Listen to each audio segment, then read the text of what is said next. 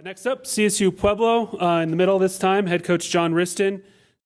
We're excited about this 2017. Before we get going there, we had really 4 people that are really close to our program that happened to pass away over the last year. And one of them last February was Eddie DeRose. The DeRose family was very important in bringing football back 10 years ago.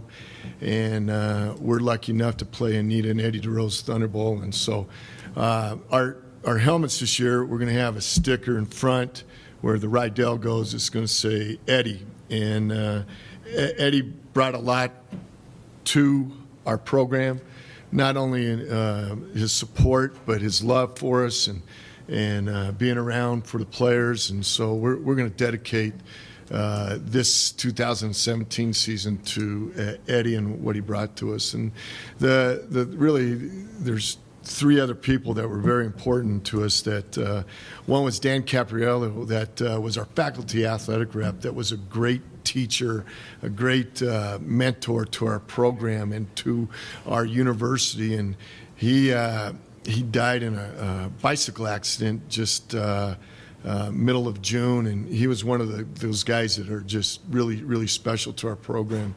And then we had a former player named Ronell McNeil that just too young, and it was a trying time for the McNeil family, trying time for us, and so those people really, really touched our life. And the last person, it was a guy named Bob Rawlings. Bob Rawlings was a guy that was an icon of Pueblo, Colorado, and he owned the Pueblo Chieftain and was just all into Southern Colorado and Pueblo, Colorado. And so we're going to do something special because it's just one of those things that happen. And we want to honor our play in our 2017 season by dedicating this season to those 4 people that touched this program's life, and how lucky we are to be able to have a chance to do that. And so we're anxious to get going. It's been April 25th since we've all been together. I know these guys aren't as excited as I am to be around with them and be a part of them, and excited to get going. We got some changes going on in our program. We got a brand new Jumbotron that's gone up, and it's really added to our stadium.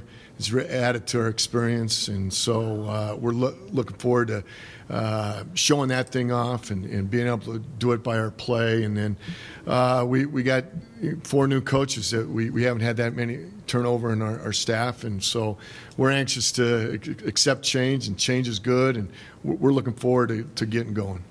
Yeah, I think just us being together so long, we know our strengths and weaknesses. We know how to motivate each other. So, we're expecting, a great year, and we're really excited. And just to be able to block for, guys like Bernard, it's really exciting for us because, we know if we do our job, any moment there's going to be a big play. So it really motivates us to just, give it 100% and, work for our guys. We're coming out here this year, new team, everyone's got same identities as before, but new players. We're not worried about what happened. We're worried about what's going to happen this season. We don't look at that anymore. Same with him. We're not worried about the stuff in the past. We're just ready to get active.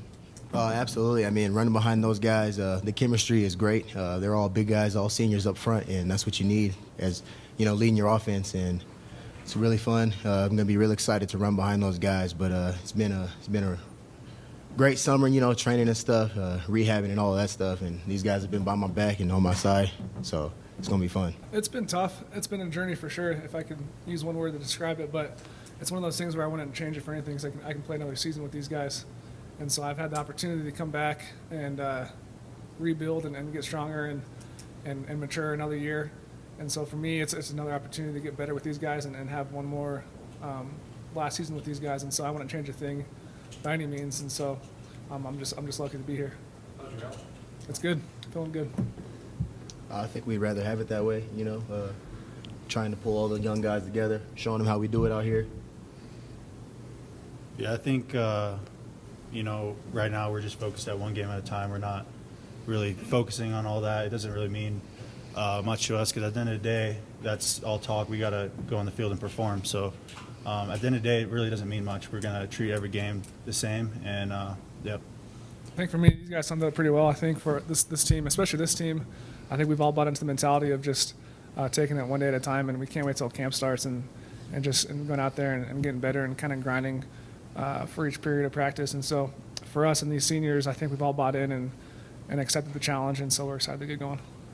Well, I think it speaks volume for our league, and that we get a national televised game, and we're lucky enough to be a part of it. I know in the past we've had other teams be a part of it, and I think it's a chance to showcase this special league that we're in and how far I believe it's come in the 10 years I've been here. And we got a great opponent and a great opportunity to showcase RMAC football, and we're looking forward to that challenge. Well, I don't know about the top guy. I've just been lucky enough to be here longer than anybody else, and so I think that.